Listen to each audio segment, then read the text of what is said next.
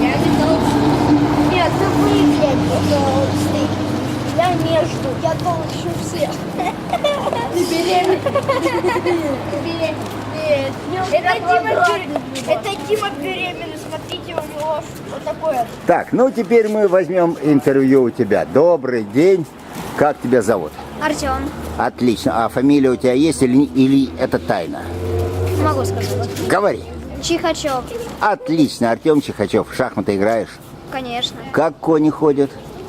Кони буквы Г. О, отлично. Ну вот это самое главное в шахматах, это запомнить, как ходит конь. А все остальное можно уже потом выучить. Так, тебе 9 лет?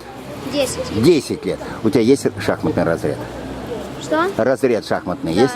Какой? 4. 4. Отлично. Ну, давно ты в шахматы играешь вообще? Ну, где-то 2-й год.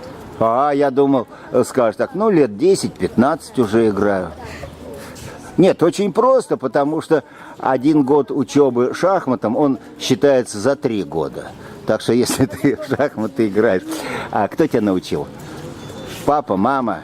Папа. Папа, да? Он тоже играет в шахматы? Да. Ну так, дома? Или Дома. дома? А Потом записался в шахматный. в шахматный кружок. А какая школа у тебя? 2. 2-я школа, да. А тренер есть кто? Как его зовут? Александр Павлович. Александр Павлович, да? Вот. И как часто вы занимаетесь вообще? Раз в неделю, 2 раза, каждый По день? вторникам, четвергам и субботам. О, так 3 раза в день, да? Вообще интересно или не очень? Интересно. Интересно? Ну, а может быть, лучше вот в компьютерные игры играть? Лучше на шаг. Лучше шахматы считаешь, да? Отлично, спасибо тебе.